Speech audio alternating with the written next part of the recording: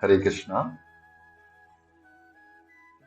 सबसे पहले मंगलाचरण करते हुए ओम अज्ञानतिमिरन्धस्य ज्ञानाञ्जनशलाकया चक्षुरुन्मिलितं येन तस्मै श्रीगुरुवे नमः। नमो विष्णुपादाय कृष्णपृष्ठाय भूतले श्रीमते भक्तिवेदांत स्वामिनिति नामिने नमस्ते सारस्वते देवे गौरवाणी प्रचारिणे निर्विशेष शून्यवादी पाश्चात्य देश तारिणे। जय श्री कृष्ण चैतन्य प्रभु नित्यानंद श्री अद्वैत गदाधर श्रीवासादि गौर भक्तवृंदा। हरे कृष्णा कृष्णा कृष्ण हरे हरे, हरे राम राम राम हरे हरे। हरे कृष्णा। तो आज जैसा आपने थंबनेल में देख लिया होगा, वराह देव की संपूर्ण कथा हम लोग जो है चर्चा करने वाले हैं। कैसे भगवान वराह देव प्रकट होते हैं और पृथ्वी का उद्धार करते हैं। हाँ, जब वराह देव प्रकट हुए और उन बहुत लोगों को आश्चर्य हुआ और क्या कथा थी वो हम सब श्रवण करेंगे।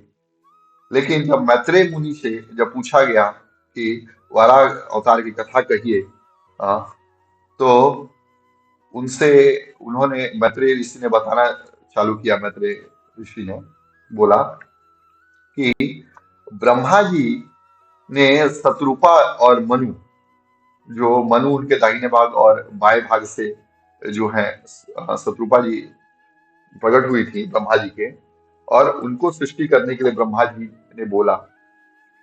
फिर जैसे ही ब्रह्मा जी ने सृष्टि के लिए बोला उनको, तो मनु और शत्रुपा स्थान खोजने लगे, स्थान को कहीं मिला नहीं। तब उन्होंने ब्रह्मा जी को प्रार्थना किया कि ब्रह्मा जी, स्थान तो कहीं मिल नहीं रहा है, आप बताइए कि हम कहाँ पे जो है संतान उत्पत्ति करें, कहाँ पे सृजन करें। अब ब्रह्मा जी को बड़ा आश्चर्य हुआ और ब्रह्मा जी ने अपने जो है ध्यान लगाया, मन में भगवान से प्रार्थना की, और भगवान नृसिंह देव जो है प्रकट हुए। भगवान नासिका से, ब्रह्मा जी की नासिका से प्रकट हुए, और भगवान अंगूठे के माप के थे। और बहुत ही सुंदर श्लोक आता है श्रीमद् भागवतम में, इत्याभिध्यायतो नासा विवराता सा नघ। हे अनघ, हाँ, हे जिसने कभी पाप नहीं किया हो, हे विदुर जी, सहसा भगवान जो है प्रकट हुए। वराह तो निर्गाद, वराह जो है नाग से निकले, और अंगुष्ठा परिमापक, अंगूठे भर के माप के थे वो। हाँ, आप सोचिए कितना अद्भुत जो है भगवान की लीला है।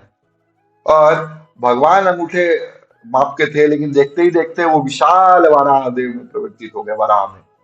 और उनको जो है सुरासुर गणा सब जो है विमोहित हो जाते हैं। हाँ, वो आश्चर्य में थे।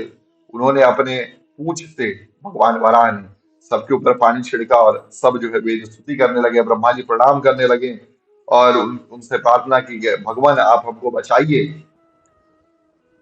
और वराहदेव ने उस समय जो पृथ्वी को रसातल पर लेकर के आए। हाँ, धरणी धरण तव, धरणी धरण,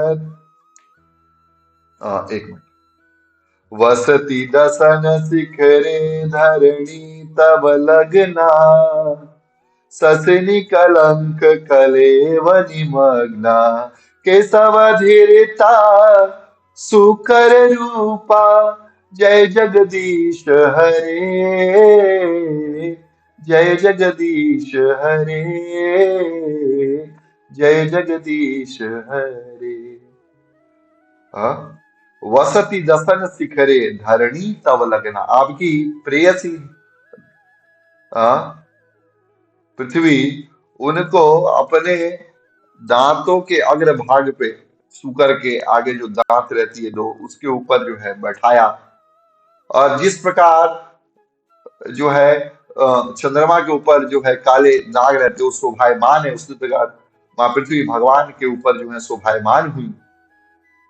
और ये जो अद्भुत जो रूप है भगवान का, शुकर रूप, इसको जो है जयदेव गोस्वामी जी प्रणाम करते हैं और भगवान से आशीर्वाद की कामना करते हैं।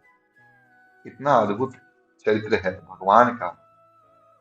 हाँ, और ऐसा लग रहा था जब भगवान प्रवेश कर रहे हैं कि वो जा रहे हैं समुद्र के अंदर, और समुद्र का पेट फट रहा है, और समुद्र जो है अपने तरंग जब जितने ऊपर उठ रही हैं, ऐसा लग रहा है कि वो तरंगे नहीं, वो समुद्र का हाथ है, और समुद्र बचाओ बचाओ चिल्ला रहा है। लेकिन भगवान कहाँ मानने वाले थे, वो तो सबसे बड़े डॉक्टर हैं, ऑपरेशन करके ही मानते हैं। और गर्भोदक छाई सागर में, गर्भोदक सागर में जा करके माँ पृथ्वी को ऊपर ला करके अपने जो है अपने खुरों से, जो उनके खुर हैं उनसे माँ पृथ्वी को स्तंभित कर देते हैं और जल के ऊपर स्थित कर देते हैं, और इस तरीके से माँ पृथ्वी स्थित हो जाती है। अब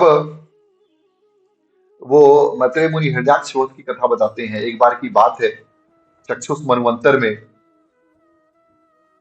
जब हिरण्याक्ष और हिरण्यकश्यपु ने बहुत ही उत्पात मचाया था, तो अब पूछे गए कि हिरण्यकश्यपु हिरण्याक्ष कौन है। तो हिरण्यकश्यपु हिरण्याक्ष दिति और कश्यप ऋषि के पुत्र हैं। कश्यप जी जो है देवता और दानव दोनों के पिता हैं। और एक बार अदिति ने उनसे संसर्ग करना चाहा संध्या के समय, तब कश्यप ऋषि ने उनको मना किया, लेकिन दीदी मानी नहीं। और जब दोनों ने संसर्ग किया, उनसे उनके जो है गर्भ ठहरा दीति का, उसमें दो राक्षस थे, दानव थे। और कश्यप ऋषि ने समझाया कि अदिति, तुम्हारा जो कोख है, तुम्हारे जो बहन के पति हैं, उनसे तुमको बच के रहना होगा, शिव जी से बच के रहना होगा। हाँ, क्यों? क्योंकि वो अगर देख लेंगे कि असुर है तुम्हारे घर में, तो वो हो सकता है उसका नाश कर दें। तो दीदी ने उनसे उनके चरण पकड़े, बोला कि हे भगवान आप बचाइए। तो कश्यप ऋषि ने उनका आशीर्वाद दिया, ठीक है तुम चिंता मत करो, भगवान शंकर तुम्हारा वध नहीं, बच्चों का वध नहीं करेंगे, बल्कि भगवान विष्णु अवतार लेकर के तुम्हारे दोनों बालकों का वध करेंगे, और तुम्हारा जो पौत्र होगा वो भगवान का बहुत बड़ा भक्त होगा।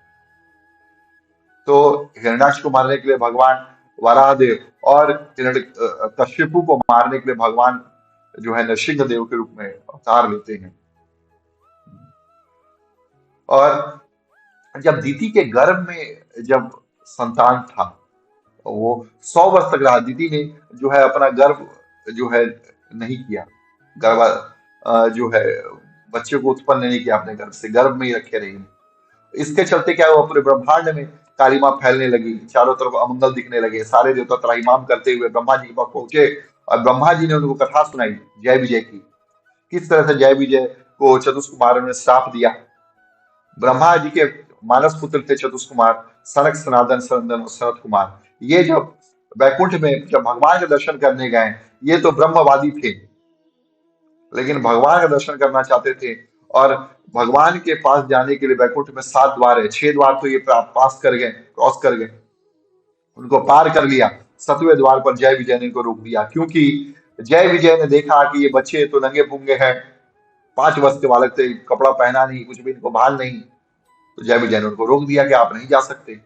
तब वहां पे जय विजय को जो है श्राप देते हैं चतुष्कुमार, और बोलते हैं तदवाममुष्य परमस्य विकंठ भर्तुर कर्त्रिम प्रकृष्टम यधीमहि मंद धीमान लोकानि तो व्रजमंतर भाव दृष्ट्या पापीयस्तत्र पापीयस्तत्रय इमे रिपवोस्य यत्रा।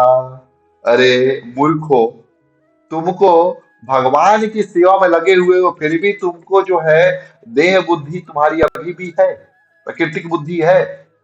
हाँ, और तुम मंद बुद्धि के हो, जो तुमने हमको रोक दिया।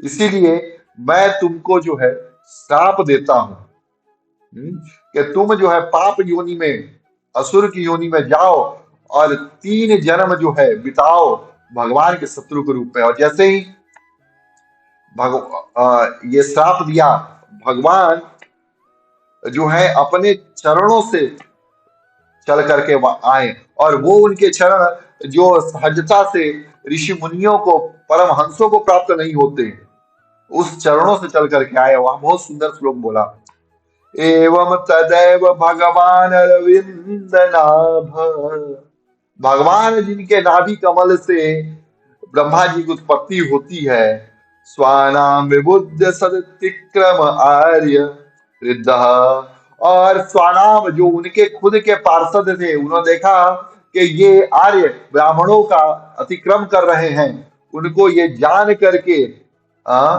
जो उनके हृदय ब्राह्मण वो वहां पे आए, और तस्मिन ययो परमहंस महामुनि नाम, परमहंस महामुनि लोग, मुनि नहीं महामुनि लोग, जो उनके चरणों को धारण करने की अपने हृदय में अपेक्षा करते हैं, ऐसे लोग जो हैं उनको छोड़ करके अन्वेषणीय चरणों चलयन सहस्री, अपने पत्नी के साथ, जो लक्ष्मी देवी हैं, रमा देवी, कभी लक्ष्मी को कोई चला करके नहीं ले आता, जमीन पे घसीट के सब जो है जेब में रखते हैं छुपा करके, ऐसी पत्नी के साथ जो है भगवान आते हैं।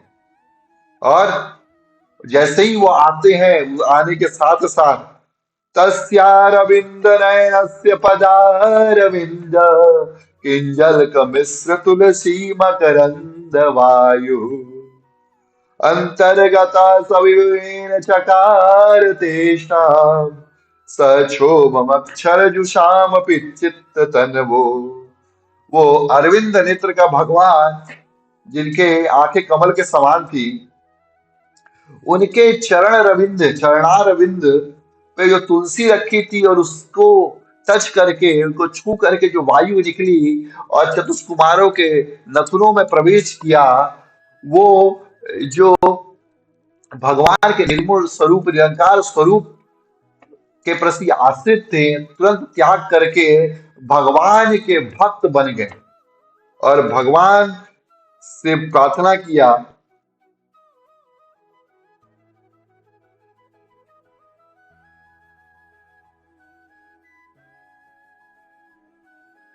बात दीजिए कि हम जो है दोबारा यह भूल ना करें। आखिर आपने किया क्या है? आपने तो हम पर इतनी अनुग्रह की है आपके दर्शन दे करके, और हम जो है यह भूल गए थे कि ये आपके पार्षद हैं। लेकिन भगवान बोलते हैं नहीं, आप चिंता मत कीजिए, मैं तो ब्राह्मणों का इतना बड़ा भक्त हूं कि अगर कोई ब्राह्मणों का तिरस्कार करे और मेरे वो दो बाजू हो, मैं अपने दो बाजुओं काट के फेंक दूंगा। ये तो पार्षद है मेरे, लेकिन हे ब्राह्मण, आप जो है इनको क्षमा कीजिए। तो चतुष कुमारों ने बोला कि ठीक है, आप जो इनको हमने श्राप दिया वो हम वापस ले लेते हैं। लेकिन भगवान ने बोला नहीं नहीं, आप श्राप वापस मत लीजिए, क्योंकि जो कुछ भी होता है मेरी इच्छा के चलते ही होता है। मैंने चाहा था इनको श्राप मिले, क्योंकि मैं बहुत दिनों से जो है वीर रस का स्वादन करना चाहता था और वो मुझको प्राप्त नहीं हो पाया। इसलिए ये जो है, ये 3 जन जो असुर बनेंगे और मैं इनसे युद्ध करूंगा और जो है वीर रस का आनंद दूंगा। और दूसरा रीजन भी है। दूसरा रीजन क्या है? जब माँ पार्वती, माँ लक्ष्मी जब आ रही थी, तो मैं विश्राम कर रहा था और माँ लक्ष्मी को भी इन्होंने जो है रोका था। और जब इस चीज को उन्होंने किया, माँ पार्वती, माँ लक्ष्मी जो है, उन्होंने गुस्सा करके इनको श्राप दिया था। तब मैंने उस समय कुछ नहीं को बोला, क्योंकि क्षमा किया, लेकिन वो मेरे दिमाग में था। तो ये जो चीजें थी लेकर के उनको जय विजय को आना पड़ा। मेन अपराध था माँ लक्ष्मी का अपराध करना, जिनको जो है जय विजय जो है भगवान की सेवा में नहीं आने देते। तो सोचिए भगवान की सेवा कितनी कठिन है।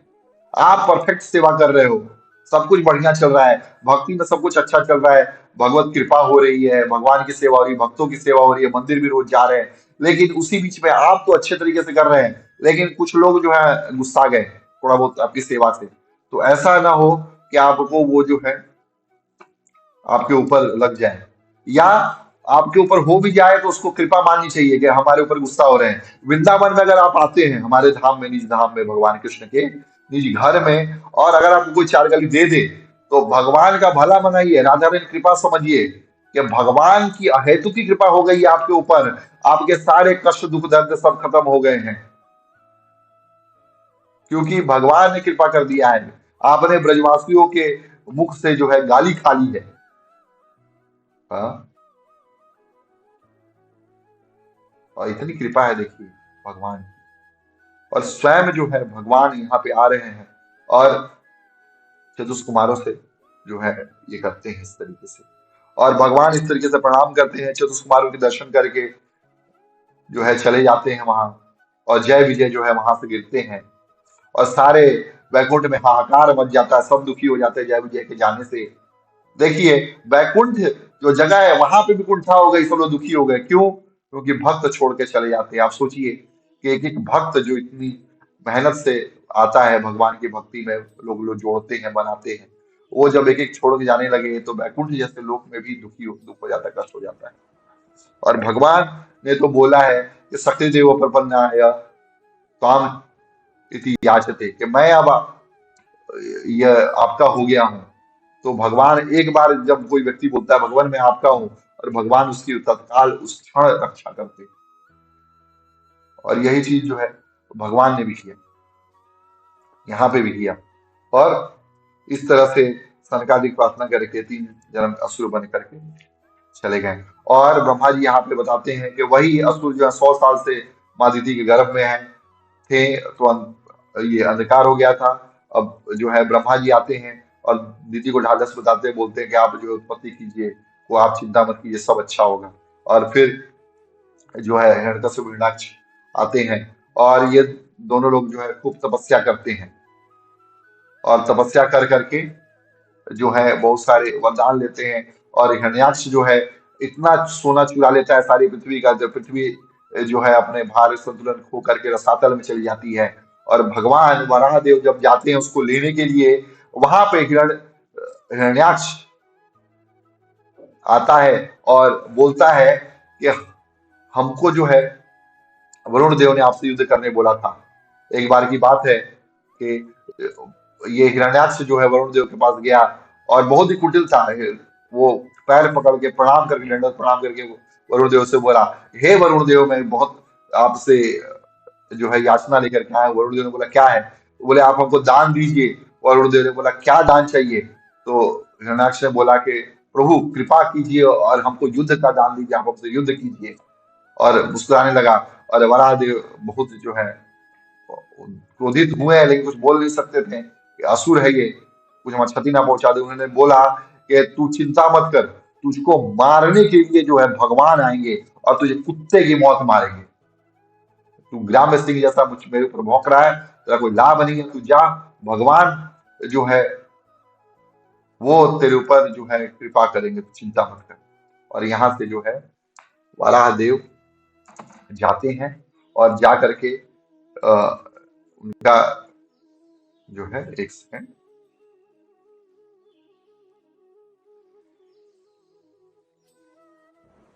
हाँ, और भगवान जब ये देखते हैं और उनको निकालते हैं पृथ्वी को। यहाँ पे तो वरुण देव और हिरण्याक्ष की बात हो गई। अब जब सामने आमने सामने हैं और भगवान ने पृथ्वी को सूंड पे उठाए, वो अपने नथुनों के ऊपर उठाया हुआ है अपने दांत की सहायता से, और लेके जा रहे होते हैं, तब हिरण्याक्ष इनको बुरा भला बोलता है कि अरे तू बड़ा डरपोक है, तू भाग कहाँ रहा है, रुक जा, ठहर जा। हाँ, तू हर समय भागा रहता है, आज मैं तेरा वध कर दूंगा और तू सुअर के समान है। ऊट पटांग गंदा संदा बात बोलते हैं उनको। और इस तरीके से जो है फालतू बात उनको बोलते हैं, गंदी गंदी गालियां देते हैं, यहाँ तक कि उनके ऊपर प्रहार कर देते हैं हिरण्याक्ष भगवान के ऊपर। लेकिन भगवान जो है कुछ बोलते नहीं और पृथ्वी को ऊपर लेके आते हैं और जल में स्थापित कर देते हैं। और तब जो है भगवान अपना उठाते हैं गदा, और उस गदा से फिर जो है युद्ध होता है। और ये जो युद्ध है नीलवाराह करते हैं, और इतना जबरदस्त युद्ध हो रहा होता है, लोगों को लगता है कि कहीं भगवान हार ना जाए।